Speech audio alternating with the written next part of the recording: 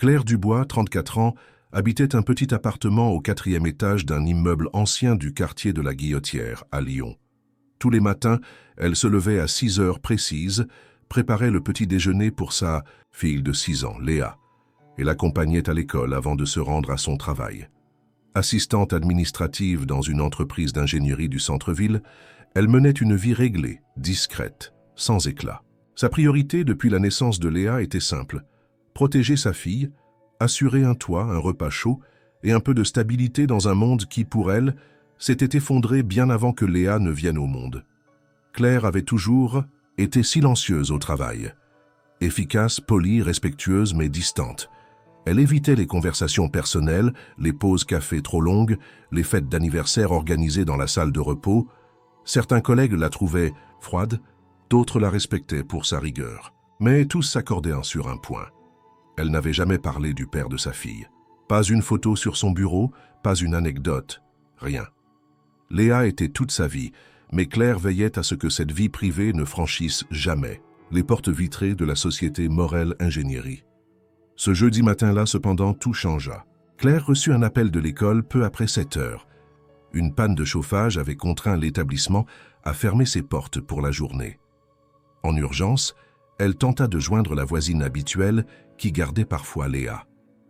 Sans succès.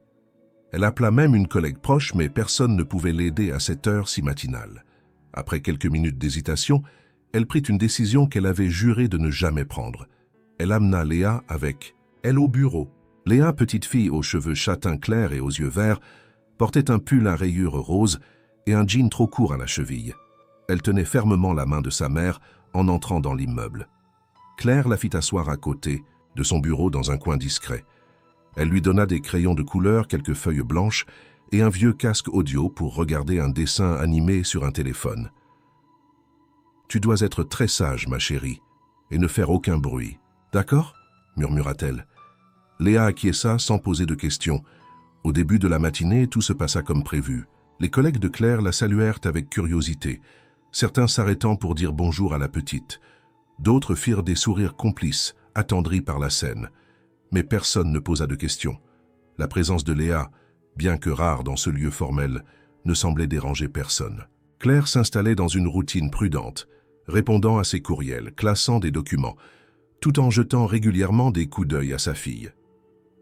Mais ce que Claire ignorait, c'est que ce jour précis ne ressemblait à aucun autre, car ce jeudi-là, Antoine Morel, le directeur général de l'entreprise, faisait un déplacement surprise depuis Paris pour une réunion stratégique. Il avait quitté la capitale à l'aube, dans un train presque vide, avec une mallette remplie de dossiers confidentiels et une lassitude sourde qui ne le quittait plus depuis des années. Il n'avait averti personne de sa venue. Même son adjoint à Lyon n'était pas au courant. Vers 10 heures du matin, Antoine sortit de l'ascenseur du 3e étage, salua brièvement la réceptionniste et parcourut le couloir principal avec son habituelle allure droite et déterminée. Il portait un costume sombre, une écharpe grise encore autour du cou et l'expression concentrée de quelqu'un pour qui chaque minute avait une valeur. C'est à ce moment-là qu'il la vit. Léa, assise tranquillement sur sa petite chaise, leva les yeux vers lui. Leurs regards se croisèrent et le temps sembla suspendu. Antoine s'arrêta net. Son visage perdit instantanément sa couleur. Une sueur froide lui coula le long du dos. Son cœur se mit à battre à une vitesse déraisonnable. Ce n'était pas possible. Pas ici. Pas maintenant. Pas elle. Claire, remarquant le silence soudain, leva les yeux et vit Antoine figé à quelques mètres de sa fille. Elle se leva immédiatement, confuse. « Monsieur Morel ? Bonjour, je suis désolé, je n'ai trouvé personne pour garder ma fille ce matin. Ce ne sera que pour aujourd'hui, je vous assure. » Mais Antoine n'écoutait pas. Il regardait encore Léa. Son regard passait de ses yeux verts à la forme de son visage, à cette petite fossette sur la joue gauche lorsqu'elle souriait, timidement. Il recula d'un pas, sa main se posant contre le mur pour garder l'équilibre. Puis, sans un mot, il tourna les talons et repartit d'un pas rapide vers les escaliers. Claire resta immobile, incapable de comprendre ce qui venait de se passer. Elle regarda Léa qui semblait perturbée par la réaction de l'homme. « Maman, pourquoi il avait peur, le monsieur ?» demanda-t-elle d'une voix douce. Claire ne répondit pas. Une étrange sensation venait de naître en elle, une impression que quelque chose venait de s'ouvrir, quelque chose de profond, d'invisible et de dangereux. Antoine Morel descendit les escaliers à grandes enjambées, les mâchoires serrées et les mains tremblantes. Chaque pas résonnait contre les murs du bâtiment comme un écho de son trouble intérieur. Lorsqu'il atteignit le rez-de-chaussée, il sortit précipitamment sur la terrasse arrière, là où peu de monde allait durant la journée. L'air était frais, mais il n'y prêta aucune attention. Il s'adossa à un mur et inspira profondément, une main posée sur sa poitrine, tentant de calmer les battements frénétiques de son cœur. Ce visage, ce regard, cette petite fossette, c'était impossible à ignorer. La petite fille qu'il venait de voir n'était pas simplement semblable à sa fille Élodie. Elle en était l'image parfaite, une reproduction vivante jusque dans les détails les plus subtils. Mais Élodie était morte. Depuis 15, enterré après un accident de voiture brutal survenu lors d'un week-end en Provence. Il se souvenait de chaque seconde de ce jour tragique, de la pluie battante, du téléphone qui sonnait, de la sirène de l'ambulance, du regard vide des médecins. Il avait identifié le corps. Il l'avait tenu une dernière fois dans ses bras. Il en avait porté le deuil chaque jour depuis. Et pourtant, cet enfant était-elle, ou son fantôme, ou son double, ou... Il ne savait même pas quoi penser. Il resta là plusieurs minutes, immobile, les yeux perdus dans le vide, jusqu'à ce qu'un collaborateur le retrouve pour lui annoncer le début de la réunion. Antoine hocha lentement la tête, se redressa et retourna à l'intérieur. Mais quelque chose en lui avait changé. Pendant toute la réunion, il fut absent. Les graphiques sur les écrans, les discussions techniques, les projections budgétaires, tout cela n'avait plus aucun sens. Il ne cessait de revoir le visage de la petite fille, ses yeux fixés sur lui, innocents, calmes, presque interrogateurs. Il ne comprenait pas. Il ne voulait pas comprendre. Il ne pouvait pas rester sans agir. À la pause, il s'éloigna du groupe et retourna discrètement au 3e étage. Il passa devant le bureau de Claire, qui tapait sur son clavier tandis que Léa dessinait en silence à côté. Antoine resta quelques secondes à les observer, à moitié caché derrière une cloison vitrée. Il remarqua la tendresse discrète dans les gestes de Claire, la manière dont elle penchait la tête vers sa fille pour lui parler à voix basse. C'était une mère attentionnée. Il le voyait, il le sentait.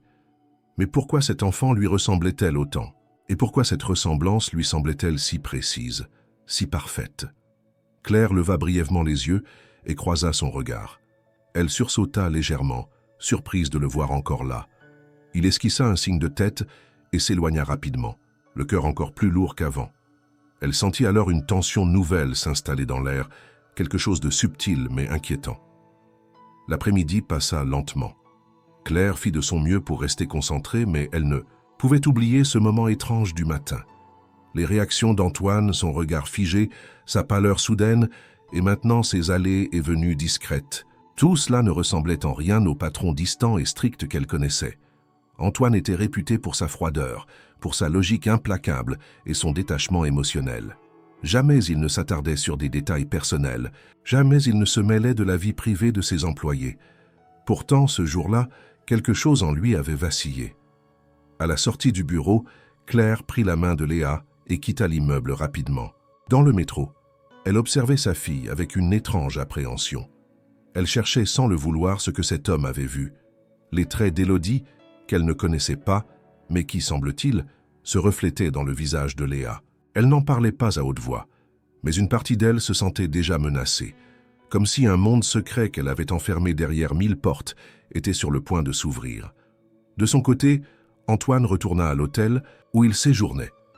Il ne monta pas directement dans sa chambre. Il s'installa dans le salon commun, sortit son téléphone et chercha dans ses archives numériques les anciennes photos d'Élodie. Des images qu'il n'osait plus regarder depuis longtemps. Il les parcourut une à une, la gorge nouée, les larmes retenant leur chute. Une photo d'Élodie à 6 ans, portant une robe à fleurs, assise sur un banc au parc Monceau. Une autre, à la plage, le visage mouillé d'eau salée et de bonheur. Et puis cette cicatrice au-dessus du sourcil droit, vestige d'une chute en trottinette. Léa avait-elle cette même cicatrice? Il n'en était pas sûr, mais il devait le savoir. Il resta là longtemps, incapable de s'endormir. Il ne cessait de revoir cet enfant, de comparer, d'imaginer l'impossible. Quelque chose n'allait pas. Quelque chose n'avait jamais collé dans cette tragédie. Il s'était toujours demandé pourquoi on ne l'avait pas laissé voir le corps une deuxième fois à l'hôpital. Pourquoi les papiers avaient été signés si rapidement? Pourquoi le dossier médical avait été si succinct? À l'époque, il était trop brisé pour poser des questions. Aujourd'hui, il ne pouvait plus se permettre de ne pas en poser. Le lendemain, dès l'aube, il décida de rester à Lyon un jour de plus. Il envoya un message à son assistante à Paris pour annuler ses rendez-vous. Il voulait parler à Claire. Il devait comprendre. Le lendemain matin, Claire arriva au bureau plus tôt que d'habitude. Elle avait à peine dormi. Toute la soirée précédente, elle n'avait cessé de penser à ce regard figé d'Antoine, à cette réaction démesurée devant sa fille, à ce silence tendu qui avait envahi l'open space après son départ précipité. Léa était retournée à l'école ce jour-là, ce qui soulageait Claire d'un poids, mais laissait son esprit libre de ruminer 1000 hypothèses. Dès son entrée dans les locaux, elle sentit que quelque chose avait changé. Les collègues, d'ordinaire absorbés dans leurs tâches, chuchotaient plus que de coutume. Un silence étrange s'installait lorsqu'elle passait. Ce n'était pas agressif, mais chargé d'une curiosité qu'elle n'avait jamais suscitée auparavant. Elle ignora tout cela comme elle avait appris à le faire avec les regards indiscrets depuis des années. Mais au fond d'elle, une alarme silencieuse s'était enclenchée. Antoine arriva 1 heure plus tard. Contrairement à son habitude, il ne se rendit pas directement en salle de réunion.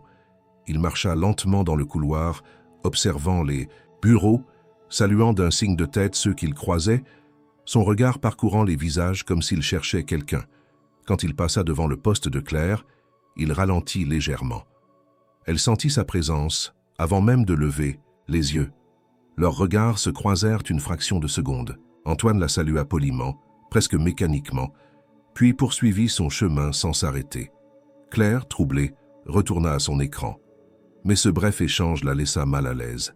Elle tenta de se convaincre qu'il s'agissait d'une coïncidence, qu'il avait peut-être été simplement surpris de voir un enfant dans les bureaux la veille. Pourtant, ce n'était pas de la surprise qu'elle avait perçue dans ses yeux. C'était autre chose, de l'effroi, du chagrin, une forme de douleur brute, presque physique. Plus tard dans la matinée, alors qu'elle prenait un café dans la petite cuisine du fond, un collègue s'approcha d'elle. Marc, un ingénieur jovial, avec qui elle échangeait parfois des banalités. Il semblait hésitant, presque gêné. « Tu sais que le grand patron est resté ici exprès ?» dit-il à mi-voix. Claire fronça les sourcils. « Antoine Morel ?» demanda-t-elle. Marc hocha la tête. Il devait repartir hier soir, mais il a annulé tout.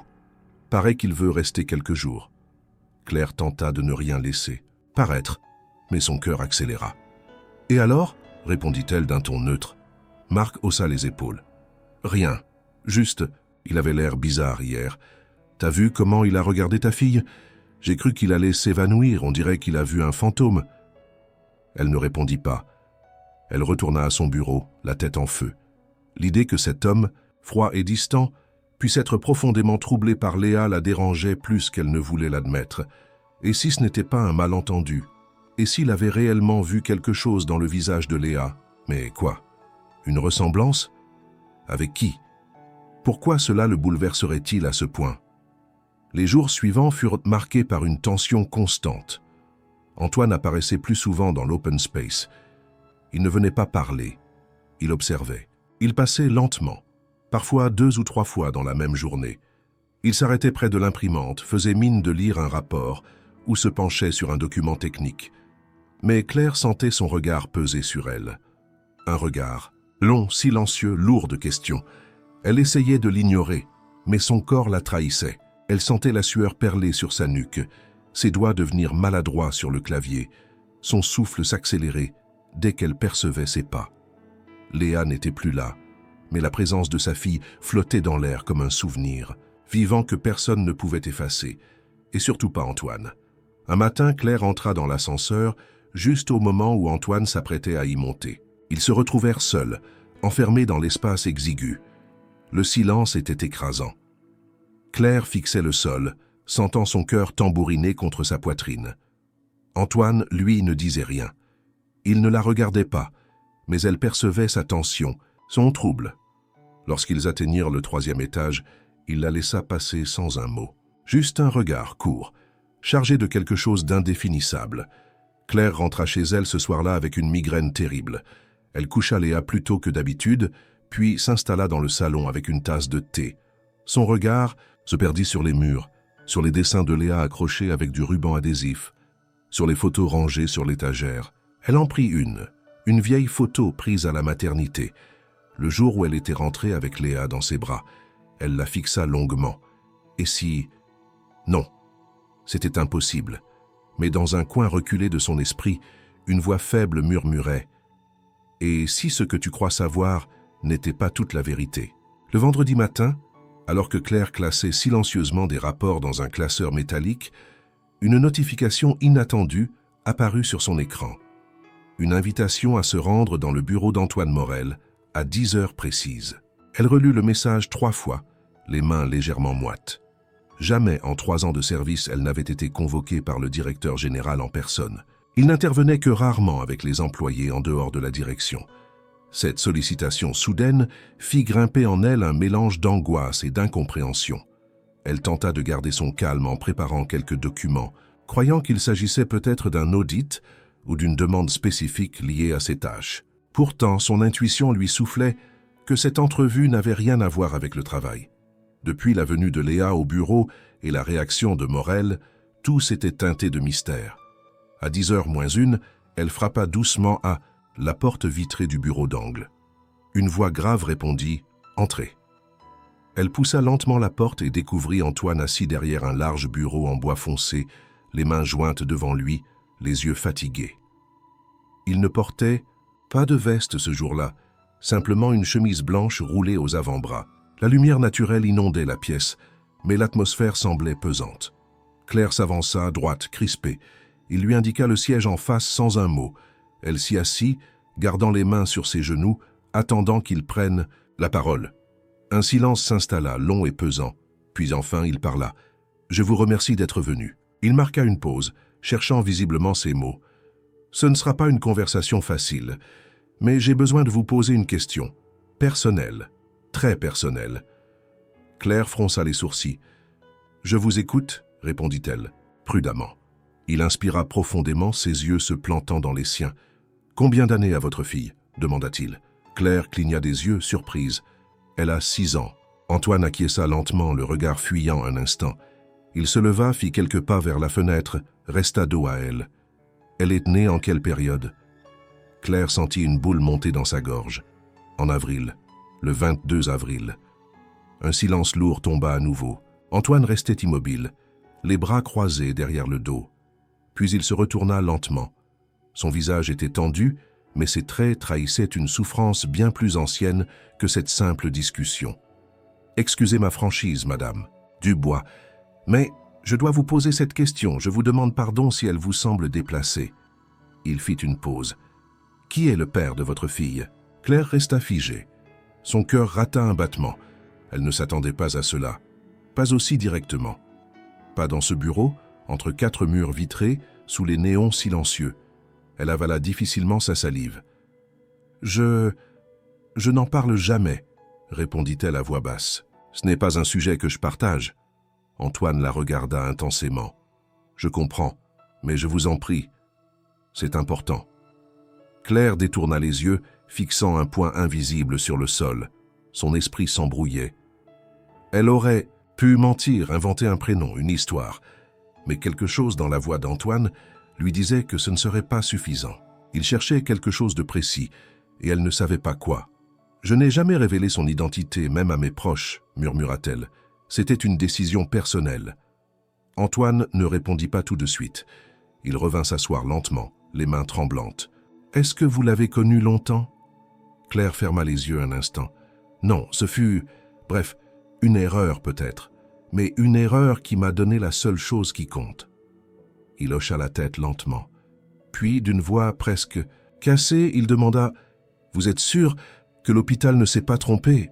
Claire releva brusquement la tête. « Comment ça ?» Antoine se leva de nouveau, visiblement agité. Il tourna dans la pièce comme un lion en cage. « Il y a 4 ans, j'ai perdu ma fille. Elle avait 6 ans. Elle s'appelait Élodie.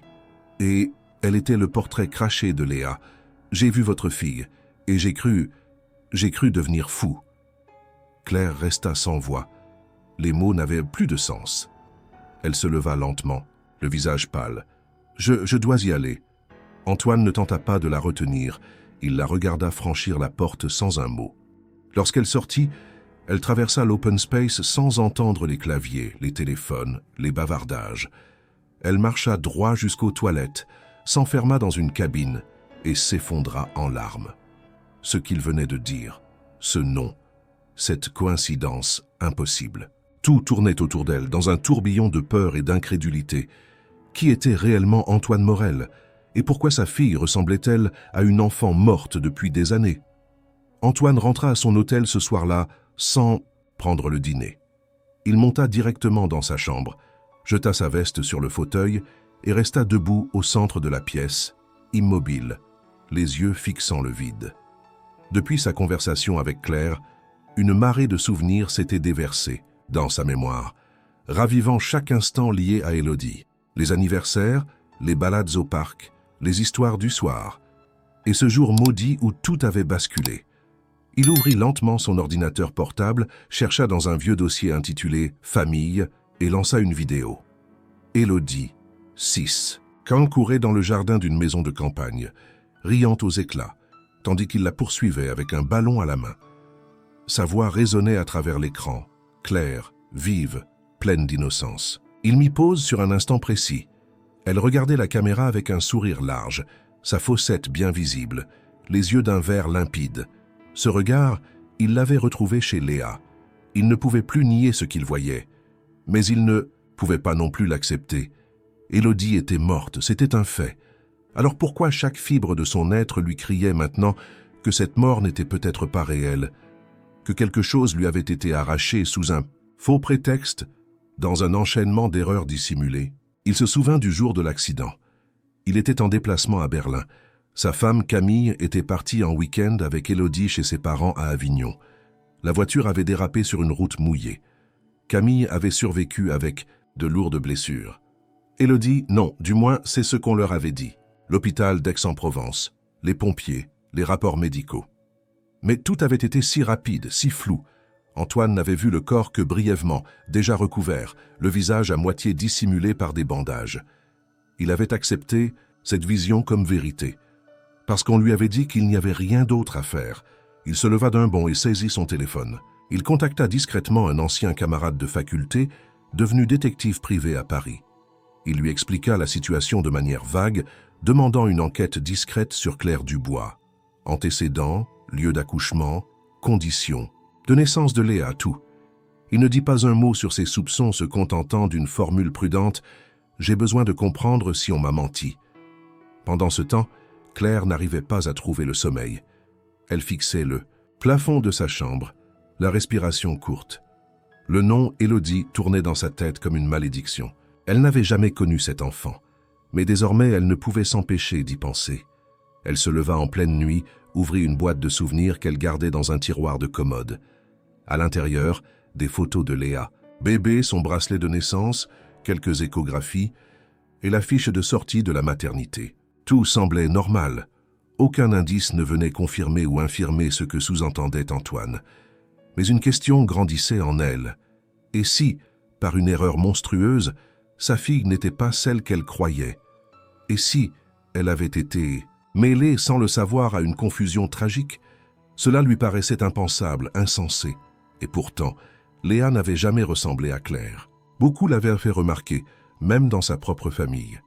Claire avait toujours répondu que la petite tenait de son père, un père qu'elle avait préféré rayer de sa vie, un homme dont elle ne voulait plus prononcer le nom.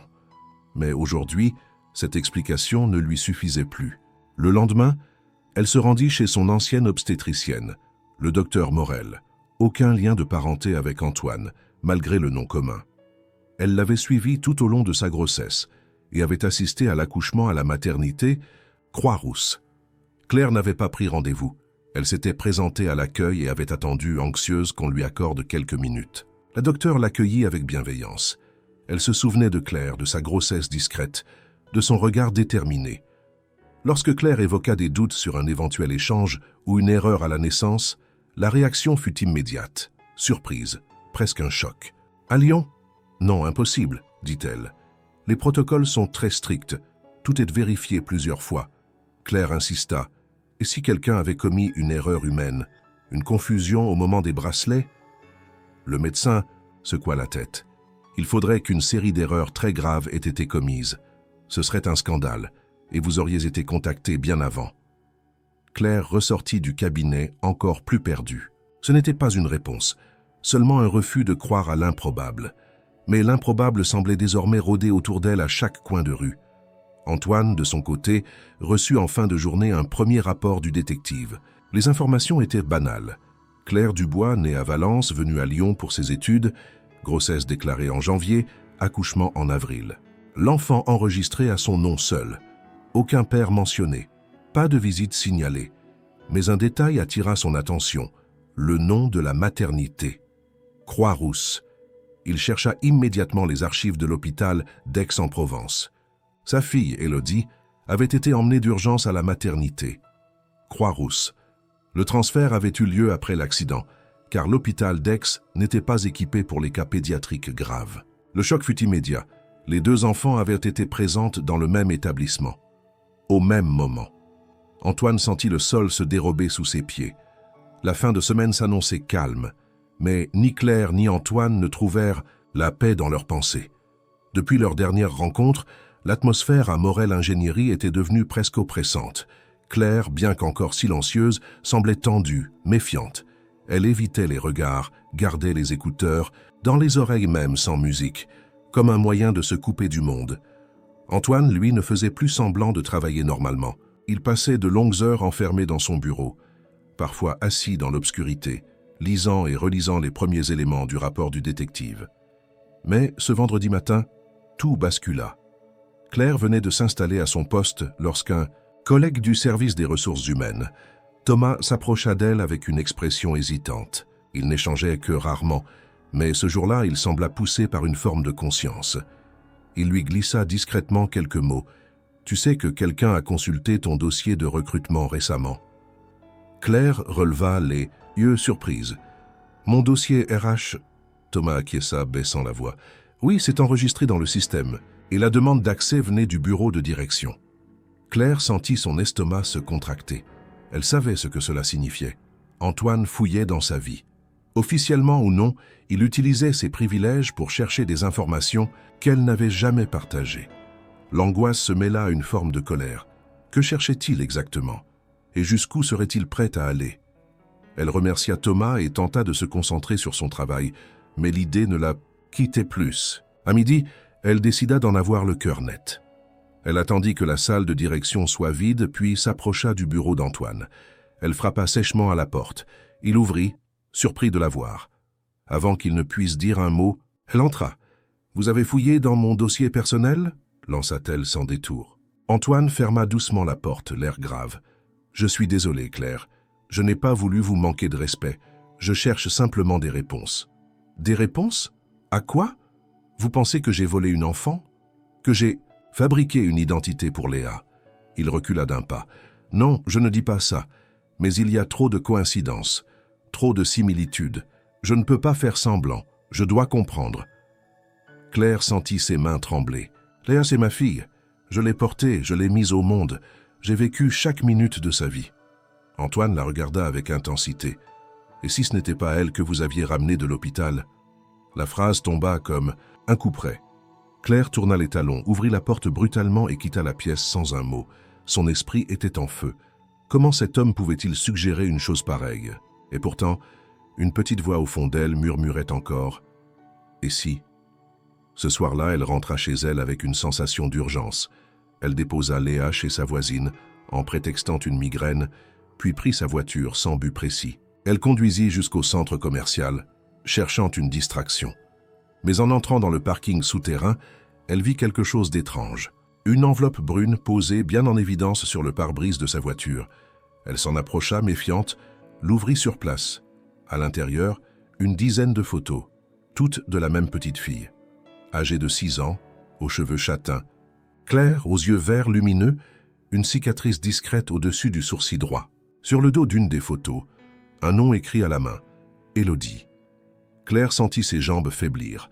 Elle s'appuya contre le capot, les mains serrant les clichés comme s'ils pouvaient lui brûler les doigts. Elle reconnut immédiatement les traits. Ce n'était pas Léa, mais c'était elle, son double, une reproduction parfaite. Elle monta dans sa voiture, les mains encore tremblantes. Qui avait laissé ces photos? Pourquoi maintenant? Pourquoi ici? Elle roula sans direction, la tête pleine d'images et de doutes. Les photos avaient été prises dans différents lieux.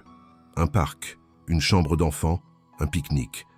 Elles semblaient anciennes, datées de plusieurs années. Et pourtant, Élodie semblait vivante, réelle, comme si le temps ne l'avait pas effacée. Arrivée chez elle, elle enferma les photos dans une boîte et passa le reste de la nuit sans fermer l'œil. Le lendemain matin, elle appela un vieil ami, Samuel, qui travaillait autrefois à la maternité Croix-Rousse comme technicien informatique. Elle lui demanda un service qu'elle n'aurait jamais imaginé un jour formuler. « Tu peux vérifier? Pour moi, si des anomalies ont été enregistrées en avril il y a 6 ans, juste des incohérences dans les dossiers de naissance, des erreurs, des plaintes, n'importe quoi. » Samuel hésita, mais finit par accepter. Pendant ce temps, Antoine reçut un nouveau rapport du détective. Cette fois, il contenait une information troublante. Une ancienne infirmière de la maternité, Nathalie Caron, avait été licenciée peu après cette période pour des raisons obscures. Le document parlait de comportements étranges, d'absence, d'un incident classé sans suite. Antoine sentit la pièce tourner autour de lui. Ce nom, ce licenciement, cette époque précise, tout pointait vers une seule hypothèse. Une hypothèse trop terrible pour être prononcée à voix haute. Mais il devait aller au bout. Le dimanche matin, Lyon se réveilla sous un ciel couvert, les rues encore silencieuses, les cafés à peine ouverts. Claire, elle, n'avait pas dormi. Les photos d'Élodie hantaient son esprit comme des éclats de vérité qu'elle refusait encore de regarder en face. Elle les avait sorties une à une de la boîte, les avait comparées à des clichés de Léa. Les traits étaient identiques, jusqu'aux infimes détails. Le petit pli au coin de l'œil, la forme du nez, le creux du menton. Ce n'était plus une simple ressemblance, c'était une duplication, un reflet vivant. Claire le savait désormais, mais elle refusait de croire à une erreur aussi monstrueuse. Pourtant, l'angoisse la rongeait. Elle devait en avoir le cœur net. Elle appela sans attendre l'obstétricienne qui l'avait suivie, mais cette fois pour obtenir un nom précis, celui de l'infirmière qui s'occupait de la section néonatale durant la période de son accouchement. Après quelques réticences, le nom fut révélé, Nathalie Caron. Claire se précipita sur son ordinateur et lança une recherche. Elle découvrit rapidement que Nathalie Caron avait effectivement travaillé à la maternité Croix-Rousse jusqu'à il y a 6 ans, puis avait disparu des radars professionnels. Aucun profil à jour, aucun emploi visible depuis. Elle fouilla les forums, les archives locales, les anciens commentaires sur des sites médicaux. Une seule mention surgit, une adresse liée à une plainte mineure pour trouble du voisinage, dans un village à 1 heure de Lyon. Claire décida d'y aller. Elle ne prévint personne. Elle monta dans sa voiture avec les photos d'Élodie et une question brûlante dans le cœur. Si quelqu'un pouvait lui dire ce qui s'était passé, c'était cette femme. Durant tout le trajet, elle passa en revue chaque souvenir de son accouchement. La douleur, l'épuisement, les cris, puis la confusion, la chambre trop froide, et ce moment étrange où une infirmière était venue changer le bracelet de sa fille, en prétextant une erreur d'impression. Claire n'y avait pas prêté attention à l'époque. Elle était vulnérable, brisée. Aujourd'hui, ce souvenir prenait une autre couleur. Arrivée dans le village, elle trouva la maison en question. Une petite bâtisse en pierre, envahie par la végétation, un jardin mal entretenu. Elle frappa à la porte. Pas de réponse. Elle insista. Après plusieurs minutes, une silhouette apparut derrière la vitre. Une femme aux cheveux gris, les traits marqués, les épaules voûtées. Elle ouvrit lentement. « Madame Caron ?» La femme la regarda sans répondre. « Je m'appelle Claire Dubois. Je crois que vous m'avez aidé à accoucher à la Croix-Rousse il y a 6 ans. » Le visage de Nathalie se crispa. Elle voulut refermer la porte, mais Claire insista. « C'est important. Il s'agit de ma fille, et peut-être d'une autre. » Nathalie recula d'un pas. Son regard était celui de quelqu'un qui vivait avec un secret trop lourd depuis trop longtemps. Pendant ce temps, Antoine recevait un appel du détective. Celui-ci avait suivi une autre piste. Il avait réussi à obtenir un prélèvement d'ADN à partir d'un cheveu de Léa, prélevé discrètement sur une écharpe que Claire avait laissée au bureau.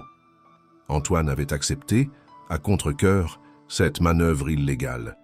Il voulait juste une certitude. Le résultat venait d'arriver. La compatibilité génétique était de plus de 99%. Impossible de nier. Antoine était le père biologique de Léa. Il s'assit, le souffle coupé. Il n'y avait plus de place pour le doute. Mais cela ne répondait toujours pas à la question la plus effrayante. Comment? Il se remémora la conversation avec Claire, sa manière de parler du père de Léa, son silence, son refus d'expliquer. Et si elle ignorait tout, elle aussi. Et si elle avait été victime, comme lui, d'un système brisé? Il composa son numéro. Claire répondit haletante. « Je suis en route vers une ancienne infirmière, Nathalie Caron. Elle sait quelque chose. » Antoine, stupéfait, répondit « Simplement, je viens. » Léa, pendant ce temps, était restée chez sa voisine, jouant innocemment avec des crayons de couleur. Elle ne se doutait de rien. Mais dans sa chambre, un vieux doudou qu'elle n'utilisait plus depuis des années portait encore une étiquette étrange, un prénom brodé à moitié effacé. Non pas Léa, mais quelque chose d'autre. Une syllabe oubliée. Une preuve, peut-être. Le passé laissait des traces, et les adultes commençaient enfin à les suivre.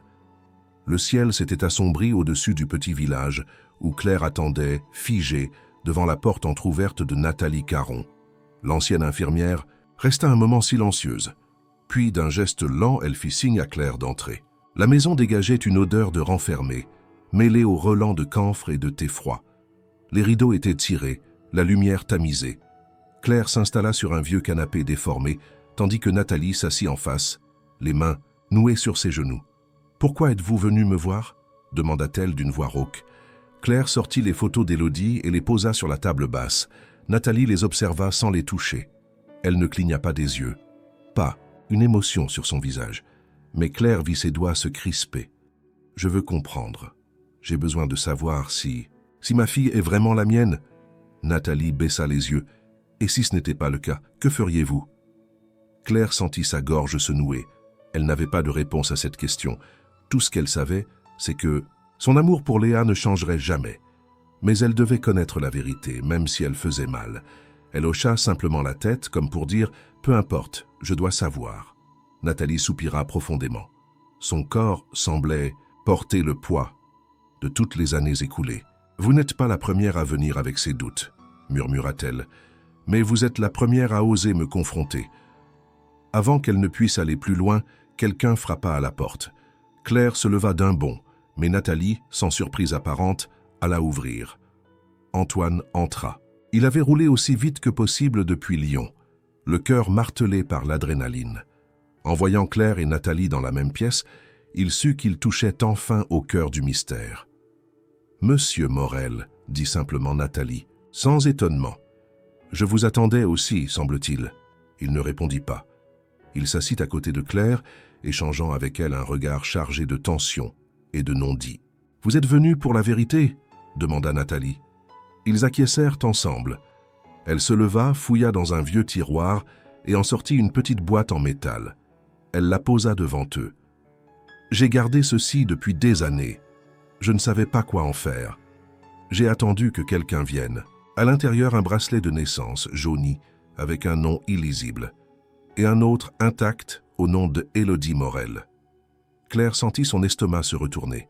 « J'ai fait une erreur, » commença Nathalie, la voix brisée. Une nuit agitée. 2 bébés nés presque au même moment. Le chaos, les alarmes, une urgence cardiaque dans une autre salle. J'ai voulu aller vite. J'ai inversé les bracelets. Quand je me suis rendu compte, il était trop tard. L'un des nourrissons a été transféré après un accident. J'ai eu peur. J'ai cru que personne ne le saurait. Antoine se leva brusquement, les mains sur la tête. « Vous avez échangé ma fille, et vous n'avez rien dit. » Nathalie tremblait. « J'ai voulu le faire, mais on m'a fait taire. J'ai signalé l'erreur à une supérieure. Elle m'a dit que si l'enfant était décédé, il n'y avait plus rien à faire. Elle m'a demandé de me taire, de ne pas créer de scandale. Ensuite, j'ai été mise à l'écart, puis licenciée. » Claire sentit sa vision se brouiller. « Alors Léa est... » Élodie, compléta Nathalie. Votre fille biologique a été enterrée sous le nom d'une autre. Vous avez élevé la fille de cet homme. Antoine s'effondra sur une chaise. Il enfouit son visage dans ses mains. Les larmes coulaient sans bruit. Claire, elle, ne bougeait plus. Elle regardait fixement la boîte en métal, comme si elle contenait toutes les réponses du monde et toutes ses douleurs à la fois. Après un long silence, Antoine sortit une enveloppe de sa poche. Il la posa devant Claire. « J'ai fait un test ADN à mon insu. » Il baissa les yeux. « Je suis le père. » Claire ne répondit pas. Elle ouvrit lentement l'enveloppe, lut les chiffres froids, les pourcentages sans équivoque. C'était officiel. Léa n'était pas sa fille biologique. Mais elle l'avait été dans chaque geste, chaque nuit sans sommeil, chaque baiser sur le front. Cela, aucune statistique ne pouvait l'effacer. Nathalie les regarda tour à tour. « Je suis désolé. Je sais que ça ne suffit pas. Mais je n'ai jamais cessé de penser à vous deux, à cette erreur. » Antoine se leva, la voix serrée. « Ce que vous avez fait a brisé des vies, mais maintenant, on doit réparer. » Claire serra les photos d'Élodie contre elle. Et Léa, que dira-t-elle? Que comprendra-t-elle? Aucune réponse ne venait, seulement un vide, un gouffre entre passé et présent. Mais dans ce silence, une certitude commençait à émerger. La vérité, même douloureuse, était enfin sortie de l'ombre. Et il fallait maintenant en affronter les conséquences. Le lundi matin, la ville de Lyon reprenait son rythme ordinaire. Les tramways bondés, les rues animées, les bureaux s'ouvrant à l'unisson. Mais pour Claire Dubois, rien n'était plus ordinaire. L'aveu de Nathalie Caron, les résultats ADN, la révélation de cette vérité étouffée pendant si longues années, tout avait fait exploser les fondations de sa réalité. Assise seule dans sa cuisine, un café froid entre les mains, elle n'entendait même plus les bruits du dehors. Elle observa Léa jouer calmement au salon, ignorant tout du chaos émotionnel qui secouait les adultes. Claire n'avait pas dormi. Chaque regard posé sur la fillette faisait jaillir en elle un mélange violent d'amour, de peur et d'un sentiment de perte indescriptible.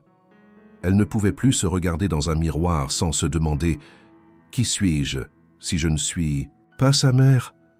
Mais elle l'était. Dans chaque instant de leur vie partagée, elle se rendit néanmoins à l'hôpital Croix-Rousse dans l'après-midi. Cette fois, elle ne voulait pas entendre des paroles réconfortantes ou des dénégations formelles. Elle voulait des faits. Elle voulait des noms. Elle demanda à consulter son ancien dossier d'accouchement.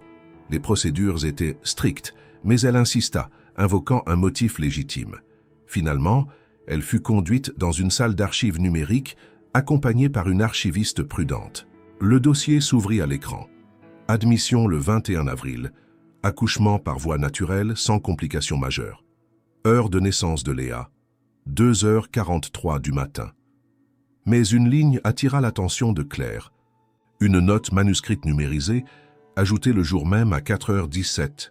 Bracelet remplacé en raison d'erreur d'impression, conforme au protocole. Signé par N. Caron. Claire sentit son sang se glacer. Elle pointa l'écran. « Je peux avoir accès à d'autres naissances ce jour-là. » L'archiviste hésita. « Ce sont des données sensibles, madame. » Claire se pencha vers elle, et la voix vibrante de tension. « Ma fille pourrait avoir été échangée avec une autre. Je vous en supplie. » Devant sa détresse, l'employé céda. Elle fit défiler les naissances enregistrées dans la même unité cette nuit-là. 5 enfants, tous nés entre 2h et 5h du matin. Et l'un d'eux, une fille nommée Camille Dumas, née à 2h54, était enregistré sous un code patient presque identique à celui de Léa.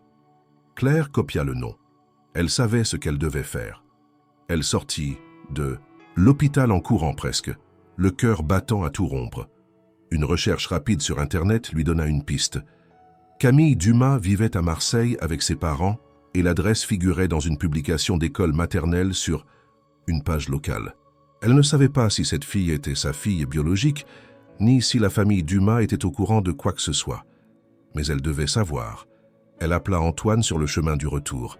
Il répondit immédiatement. « Je crois que j'ai trouvé l'autre enfant. Celle qui est née en même temps que Léa. Elle s'appelle Camille Dumas. » Un silence s'installa à l'autre bout du fil. Puis, « Tu penses que c'est... » « Je ne sais pas. Mais les heures de naissance, les dossiers, le nom, tout coïncide. » Antoine murmura. « Alors on doit la rencontrer. Claire hocha la tête, bien qu'il ne puisse la voir. On ne peut pas continuer à vivre dans le doute. Le lendemain, ils prirent la route ensemble pour Marseille. Le trajet fut long, ponctué de silence, de regards échangés, d'une tension que ni l'un ni l'autre ne savaient comment apaiser. Ils étaient liés désormais par un drame commun, une erreur, tragique, une vérité trop lourde à porter seule. Arrivés dans un quartier résidentiel calme, ils trouvèrent la maison des Dumas. Une façade claire, un jardin soigné, des jouets éparpillés dans l'herbe. Claire sentit ses jambes faiblir. Elle aurait pu vivre ici, dans une autre vie. Elle aurait pu être cette femme derrière la porte. Elle aurait pu élever Camille. Antoine sonna. Une femme d'environ 40 ans ouvrit, méfiante. Claire parla rapidement, d'un ton calme, mais déterminé. Elle expliqua qu'il y avait qu'une confusion possible à la naissance à Lyon, qu'un échange d'enfants avait peut-être eu lieu, que leur fille pourrait être une autre. La femme pâlit. Elle demanda un instant puis revint avec son mari. Ils firent entrer Claire et Antoine. Dans le salon, une petite fille jouait avec un puzzle. Claire la regarda, le souffle coupé. Elle ne ressemblait pas à Léa, mais elle reconnaissait quelque chose d'elle-même. Un éclat dans le regard, une gestuelle, une forme de visage. Antoine fixait la scène, incapable de détourner les yeux. Les Dumas écoutèrent toute l'histoire. Ils étaient bouleversés, mais coopératifs. Ils acceptèrent immédiatement de faire un test ADN. Les jours suivants furent une attente insupportable. Claire n'arrivait plus à fonctionner normalement. Antoine non plus. Ils échangèrent des messages, des appels silencieux. Léa, elle, continuait de sourire, de dessiner, de réclamer ses histoires du soir, sans se douter du drame qui grondait autour d'elle. Quand les résultats arrivèrent, ils confirmèrent l'impensable. Camille Dumas était bien la fille biologique de Claire. Un nouvel abîme s'ouvrait devant eux, car désormais ils savaient. Et la question ne serait plus jamais « que s'est-il passé ?», mais « que faire maintenant ?» Le rapport ADN à la main, Claire restait figée au milieu de son salon. La feuille tremblait entre ses doigts. Elle avait lu et relu les résultats plusieurs fois, sans que son cerveau ne parvienne à transformer ces chiffres froids en une vérité tangible. Camille Dumas était sa fille biologique. Léa, qu'elle avait bercée, nourrie, aimée sans condition, était celle d'un autre, et pourtant, elle était sienne dans chaque souvenir, chaque sourire partagé. Antoine, de son côté, était resté dans sa voiture, garée à quelques rues de chez Claire. Il avait reçu une copie du rapport dans le même mail. Il n'avait pas eu le courage de le lire une seconde fois. Les lignes nettes, les correspondances génétiques, les pourcentages sans appel, il confirmait ce qu'il redoutait depuis. Le premier regard sur Léa. Il était le père. Et Claire n'était pas la mère, biologiquement. Mais au fond, qu'est-ce que cela changeait quand l'amour avait été réel pendant 6 ans? Il se décida enfin à sortir, gravit les marches de l'immeuble de Claire et frappa à sa porte. Elle ouvrit sans un mot. Ils se regardèrent longtemps. Il n'y avait plus de place pour les questions, seulement le poids terrible d'une réalité qu'ils ne pouvaient plus ignorer. Ils s'assirent dans le salon, face à face. Claire posa le rapport sur la table basse entre eux. « C'est officiel », dit-elle d'une voix éteinte. Antoine hocha lentement la tête. « Je sais. » Un silence s'installa, lourd, insupportable. Puis Claire se leva et alla chercher une vieille boîte de souvenirs. Elle en sortit une photo d'Élodie. Pas celle trouvée dans le coffre, mais qu'une qu'Antoine lui avait montrée quelques jours plus tôt, prise sur la plage. Elle la posa devant elle. Elle a la même cicatrice que Léa, ici. Claire effleura son propre sourcil droit. Léa s'est coupée en tombant quand elle avait 2 ans. Mais cette photo, elle a été prise avant, bien avant. Antoine ferma les yeux. Il n'avait jamais cru aux coïncidences, pas pour ce genre de choses. Claire se mit à trembler. « Je n'ai jamais voulu ça. Je ne savais rien. »« Je sais, » dit-il simplement. Mais il ne suffisait plus de savoir. Il fallait agir. Et dire. Ce soir-là, Claire envoya un message à Nathalie Caron. Elle lui demanda de venir à Lyon. Pas pour s'expliquer à nouveau, mais pour parler. Vraiment. Face à face, sans plus de fuite. 2 jours plus tard, dans un petit bureau loué dans un centre de médiation, Nathalie arriva l'air plus usée encore que lors de leur dernière rencontre. Elle s'assit entre Claire et Antoine, visiblement secouée. Devant elle, un médiateur prenait des notes, préparé à entendre une histoire qu'aucun manuel de droit familial n'avait prévue. Nathalie prit une profonde inspiration. « Je vais tout vous dire, sans rien cacher. » Elle raconta encore cette nuit confuse, les naissances simultanées, la fatigue, le moment où elle avait échangé les bracelets, croyant les remettre correctement. Puis l'arrivée d'un enfant transféré en urgence, que l'on disait sans espoir. La panique, le chaos. Et l'ordre, venu de plus haut, ne dit rien. Elle n'avait pas voulu croire que cela aurait des conséquences, jusqu'à ce que l'un des nourrissons meure et que l'autre sorte, vivant, dans les bras d'une femme qui n'était pas sa mère. « J'ai pensé tout arrêter, » dit-elle. « Me dénoncer. Mais ils m'ont fait signer des papiers, m'ont menacé.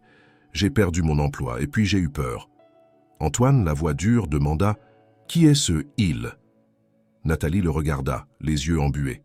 La direction médicale de l'époque. Il voulait éviter un scandale. Les deux familles étaient séparées, l'un des enfants mort. Pour eux, c'était plus simple d'effacer les traces. Claire sentit une rage froide monter en elle. « Ma fille est enterrée sous un autre nom, et la mienne a vécu loin de moi, » murmura Antoine. Nathalie baissa la tête. « Je suis désolée, rien ne pourra réparer ça, mais je suis ici, pour aider à faire la lumière, pour que justice soit rendue. » Le médiateur intervint enfin. « Il va falloir envisager des démarches juridiques, mais avant cela, il est essentiel de savoir ce que vous, parents, souhaitez pour l'avenir des enfants. » Claire le regarda, le cœur serré. « Léa ne sait rien, pour elle, je suis sa maman. Et je ne peux pas lui enlever cela. » Antoine acquiesça lentement.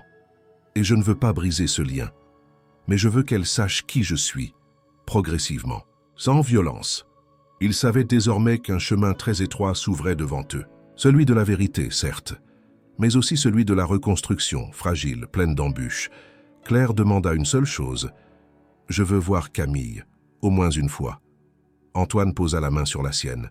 « On ira ensemble. » Dans Kawa, cette salle sans fenêtre, au cœur d'une ville pleine de vie, 3 adultes portèrent le poids de décisions qui dépassaient les lois. Mais pour la première fois, ils étaient prêts à avancer. Non pas vers un retour en arrière, mais vers une vérité qu'il fallait désormais vivre à 3. Le mercredi suivant, le ciel était d'un gris uniforme sur Lyon, comme si la ville elle-même s'était couverte de silence face aux révélations qui s'étaient accumulées. Claire se leva tôt, incapable de rester au lit, son esprit toujours pris dans un tourbillon de pensées contradictoires. Depuis la rencontre avec Nathalie Caron, elle n'était plus la même. Une part d'elle s'était effondrée, l'autre s'était armée d'une détermination calme mais implacable. Elle allait affronter chaque conséquence, pour Léa, pour Camille, pour elle-même. Elle rejoignit Antoine devant le centre de médiation. Ils avaient rendez-vous cette fois non plus pour interroger mais pour écouter. Nathalie avait promis de tout dire dans le détail, pas seulement à eux, mais également en présence d'un avocat qu'Antoine avait discrètement contacté. L'objectif n'était pas encore une plainte officielle, mais une déclaration complète des faits. La vérité enregistrée, consignée. Nathalie arriva vêtue sobrement, un dossier à la main. Elle semblait plus droite que les fois précédentes, comme si le fait de parler lui avait rendu une part de sa dignité perdue. Ils s'installèrent tous les 3 dans une petite salle feutrée, où la lumière tamisée adoucissait la dureté des mots qui allaient devenir. L'avocat lança l'enregistrement audio et acquiesça d'un signe de tête. Nathalie commença. La nuit du 22 avril, il y avait 5 accouchements simultanés à la maternité Croix-Rousse. Nous étions en sous-effectif. Je m'occupais de 2 bébés dans la même unité néonatale, Léa Dubois et Camille Dumas, nées à quelques minutes d'intervalle. Elle ouvrit son dossier, sortit des copies des registres internes. Claire sentit un frisson parcourir son échine en baissant certaines, voyant les fiches, les noms, les horaires. En début de nuit, j'ai remarqué une erreur dans les étiquettes de bracelets. 2 numéros de patients étaient des presque identiques. J'ai voulu corriger cela. Mais à 4 heures du matin, une urgence pédiatrique a éclaté. Une ambulance a transféré un nourrisson accidenté, sans identité claire. On m'a appelé pour l'accueillir. J'ai dû laisser les 2 bébés seuls un moment. Elle inspira, poursuivit. En revenant, j'ai repris les bracelets en vitesse. Je pensais savoir lequel allait à laquelle. Mais je me suis trompé. Une erreur de quelques secondes, mais irréversible. Antoine serra les poings. Claire resta figée, le souffle court. Le bébé transféré était Élodie Morel, gravement blessée. On a tenté de la sauver. Elle est décédée quelques Heures plus tard. Mais comme ses papiers étaient absents et que les bracelets avaient été mal posés, c'est le nom de Léa Dubois qui a été inscrit. L'avocat demanda « Vous avez donc officiellement enregistré la fille de Claire comme décédée et celle d'Antoine comme survivante ?» Nathalie acquiesça. « J'ai voulu rectifier l'erreur. J'ai informé la cadre de garde. Mais elle m'a dit que le rapport avait déjà été transmis à l'administration et qu'il était trop tard pour revenir en arrière. Elle m'a ordonné de ne rien dire. Quelques jours plus tard, on m'a convoqué. J'ai signé une décharge, puis j'ai été licencié. » Claire se couvrit le visage. Elle étouffait. Elle pensait à Camille, grandissant loin d'elle. À Léa, vivant dans un amour sincère mais fondé sur un mensonge médical. Antoine prit une longue inspiration. « Et maintenant, que comptez-vous faire ?» Nathalie regarda fixement l'avocat. « J'accepte de témoigner, de signer une déclaration officielle. Je suis prête à affronter les conséquences. » L'avocat hocha la tête. « Cela permettra d'ouvrir une enquête. L'hôpital devra répondre. » Mais Claire, elle, n'était pas encore prête pour les tribunaux. Ce qu'elle voulait maintenant, c'était regarder la vérité en face, dans les yeux. Elle demanda à rencontrer Camille. 2 jours plus tard, Claire et Antoine retournèrent à Marseille. Les Dumas avaient accepté, pas par obligation, mais par conscience humaine.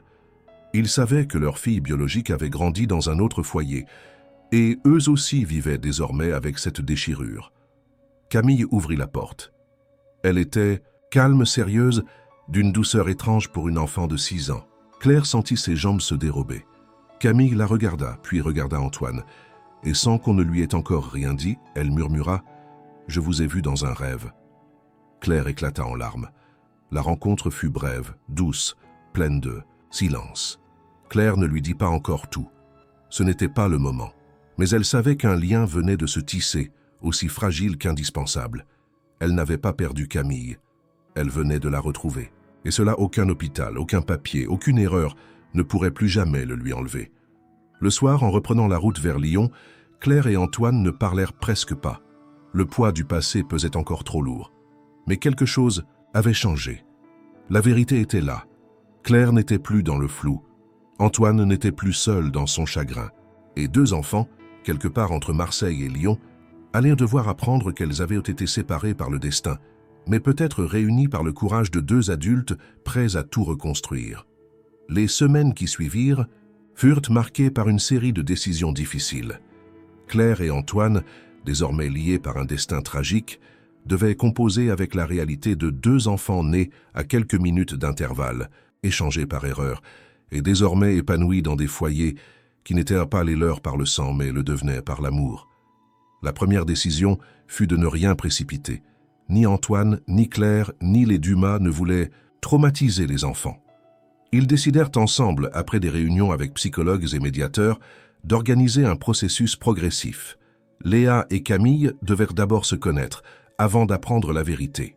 Un lien naturel devait naître, sans le fardeau immédiat de cette révélation. Claire vivait chaque jour avec un sentiment contradictoire. D'un côté, elle redécouvrait Camille à travers des visites espacées, des échanges de dessins, des moments simples mais profonds. De l'autre, elle se réveillait chaque matin avec Léa blottie contre elle, l'appelant maman, avec cette confiance pleine et sincère qui n'avait jamais faibli. Elle craignait de perdre sa place, de ne plus être reconnue comme la mère, de celle qu'elle avait élevée. Elle ne savait pas encore comment parler à Léa, comment dire à une enfant de 6 ans que son monde avait été bâti sur une erreur médicale. Antoine, lui, évoluait sur une ligne tout aussi fine. Il passait de plus en plus de temps avec Léa dans des espaces encadrés par la médiation familiale. Il l'observait avec tendresse, apprenait ses goûts, ses habitudes, ses jeux. Et chaque fois qu'elle souriait, chaque fois qu'elle posait une question vive, il retrouvait Élodie. Mais sans la peine, sans le deuil. C'était une seconde chance, et il voulait la vivre sans l'ombre du passé. Pour autant, il n'oubliait pas Camille. Il l'appelait chaque semaine, lui écrivait de petites lettres avec des histoires imaginées, apprenait ses habitudes à distance. Il était père de 2 filles, l'une par le cœur, l'autre par le sang. Et il ne voulait abandonner aucune. Une rencontre décisive eut lieu un samedi après-midi dans un parc en bord de Saône. Léa et Camille, accompagnées de leurs parents respectifs, jouèrent ensemble pour la première fois sans savoir. Elles se lancèrent une balle, partagèrent une glace, rirent d'un jeu inventé sur place, Claire les observait, le cœur serré. Leurs gestes se ressemblaient, leur énergie aussi. Elles s'attiraient sans effort, comme si un fil invisible les unissait. À la fin de cette journée, Léa demanda à Claire « Maman, elle pourrait devenir ma cousine, Camille ?» Claire sourit tristement. « Peut-être quelque chose d'encore plus proche. » Cette phrase resta gravée en elle, car elle savait qu'un jour prochain, elle devrait tout dire. Les Dumas, de leur côté, vivaient aussi un deuil inversé, celui d'une fille qu'ils avaient appelée leur enfant et qui ne l'était plus que par les souvenirs. Mais ils aimaient toujours Camille. Rien ne pouvait effacer 6 années de vie commune. Alors ils décidèrent, eux aussi, de marcher vers l'avenir sans haine, avec prudence. Pour protéger les enfants, Claire et Antoine consultèrent un juge, spécialisé en droit de la famille. Le dossier fut ouvert sans tapage médiatique. Le juge, bien que bouleversé par les faits, salua la maturité des parents. Il recommanda un accord familial par médiation plutôt qu'une procédure classique. La médiation s'organisa autour d'un axe essentiel. Ne pas arracher les enfants à leurs repères, mais les accompagner dans un nouveau modèle familial. Léa resterait avec Claire, Camille avec les Dumas.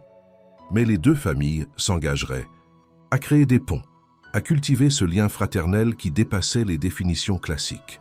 Une série d'activités communes fut prévue, vacances partagées, week-ends alternés, célébrations collectives. Une sorte de famille élargie, née d'un drame mais reconstruite sur une volonté commune de vérité et d'amour. Claire, chaque soir, écrivait dans un carnet ses pensées les plus profondes. Elle savait qu'un jour Léa le lirait, et elle voulait qu'elle comprenne « Tu es arrivé dans ma vie sans que je sache tout de toi. Mais je t'ai reconnu dès la première seconde. Et rien, ni le sang, ni les papiers, ne changera l'amour que j'ai pour toi. » Antoine, lui, avait encadré une photo de Léa et Camille, jouant ensemble. Il l'avait posée sur son bureau, à Paris, remplaçant celle ancienne d'Élodie.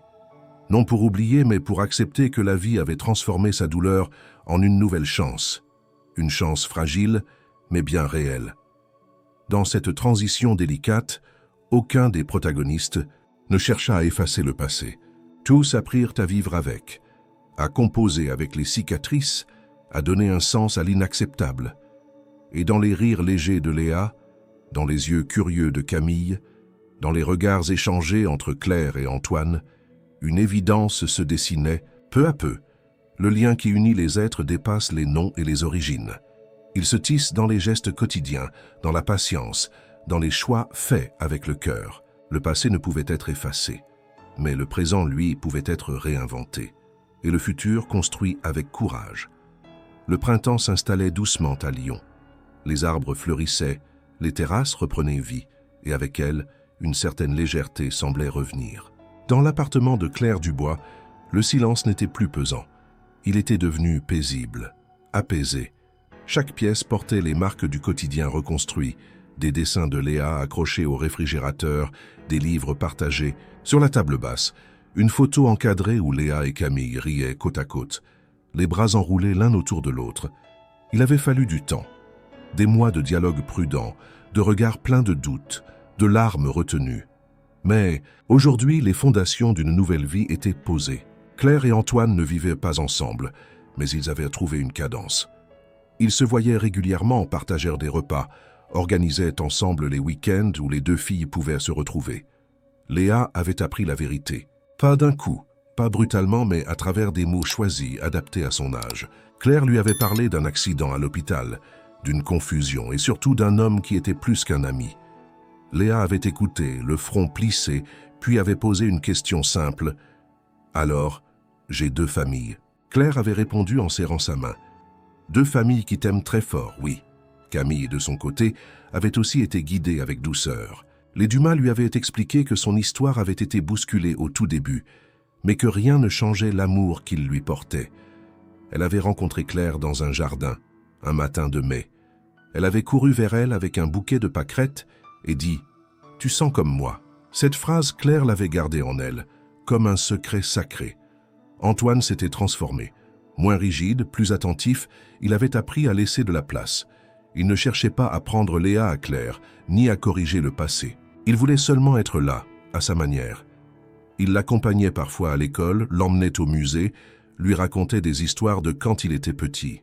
Il ne disait pas toujours « ma fille », mais il la regardait comme telle. Et Claire, elle, avait appris à partager. Elle n'avait plus peur de perdre, de céder, de voir s'éloigner ce qu'elle avait protégé si farouchement. Elle savait maintenant que l'amour ne diminuait pas en se divisant. Au contraire, il grandissait. Le dossier judiciaire, ouvert pour établir les faits, avait évolué discrètement. L'hôpital Croix-Rousse avait reconnu une faute grave dans ses protocoles de l'époque. Des mesures disciplinaires furent prises, mais Claire et Antoine avaient choisi de ne pas poursuivre pour obtenir réparation. Ils ne voulaient pas d'argent ni de vengeance. Ils voulaient tourner la page. Nathalie Caron, quant à elle, avait témoigné officiellement. Sa voix tremblante mais ferme avait été entendue. Elle vivait toujours à l'écart, mais avait trouvé dans cet aveu une forme de paix qu'elle croyait perdue. Claire lui avait écrit une lettre, pas de pardon complet, mais un remerciement pour avoir fini par dire la vérité. Un jour en juin, Claire, Antoine, Léa et Camille partirent ensemble en week-end dans les Alpes. Une petite maison louée, entourée de sapins, avec un lac tout près. Ils firent des balades, des pique-niques, des jeux de société. Le soir, les filles dormaient côte à côte, se chuchotant des secrets. Et Claire, assise sur la terrasse avec Antoine, regardait les étoiles. « Tu crois qu'on aurait pu faire mieux ?» demanda-t-elle. Il prit une gorgée de thé avant de répondre. « J'en ai fait ce qu'on pouvait, et on continue. » Elle hocha la tête. Oui, il continuait, chaque jour.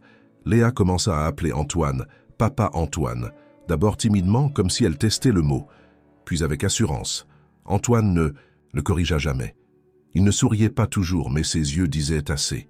Camille, elle, appelait Claire « ma Claire », une tendresse qu'elle avait choisie elle-même sans qu'on ne la lui impose. Les deux filles avaient compris ce que les adultes avaient mis des mois à intégrer. Elles étaient sœurs, pas par naissance, mais par le fil invisible qui les reliait. Elles ne vivaient pas ensemble, mais leur monde était désormais lié. Et dans leurs jeux, leurs dessins, leurs histoires inventées, il y avait toujours une place l'une pour l'autre. L'été arriva, apportant avec lui la promesse de jours encore plus légers. Claire reprit un rythme de travail plus souple grâce à un nouvel arrangement avec l'entreprise. Antoine y avait discrètement veillé. Elle avait désormais le temps de respirer, de vivre. Et dans ce nouveau chapitre, chacun avait trouvé une place. Pas celle qu'il attendait au début, mais celle qu'il avait méritée à force de sincérité, de courage et surtout d'amour. Le passé, avec sa douleur et son injustice, ne pouvait pas être effacé. Mais il n'était plus un poids. Il était devenu un socle, sur lequel se bâtissait jour après jour un futur partagé, un nouveau départ.